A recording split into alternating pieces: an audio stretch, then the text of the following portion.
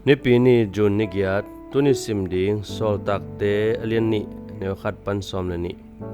amau te khem pe kha SIANGTHO to kidimu a to kha in minam dang te pau to amau te apau thei sakhi SAWLTAKTE alien ni neuli Itna Kampau eten polpia thu ka hon ngetu changin pasiano chi kamal pen mondio lebagot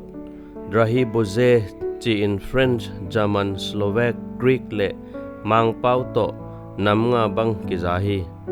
hi banga ki khopna mun pen Pentecost banga anop ma ki khopna ahi hi thucham loya Pentecost pen paisan poi hit ni som nga china ki bol anlak poi ahi hi Jesu si na le atho kek zo amasa pen Pentecost ni in thumte Jerusalem ki kai khomo hi Hui pinung bangin hoging khat hongtung bata leito ki bang mei kuang bang pian ong ki the thanga to ten mi khem pe su khakim hi kha SIANGTHO to kidimu a to kha in minam dang te pau to amau te apau thei sakhi mun tom pana hong ki khom mi te in pasian hoina amau pau tek to za u hi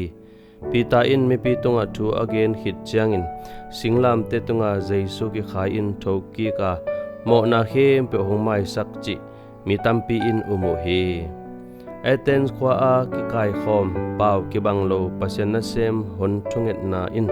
Pentecost ni a pita thugen bangin leitung bupa mi tampi te umna piang sak chi ka phok hi Pentecost ni a Jesu thu a masa te bangin pasian itna igen hian na kha SIANGTHO in hu ding thu ngen chani leitung pau nam kimin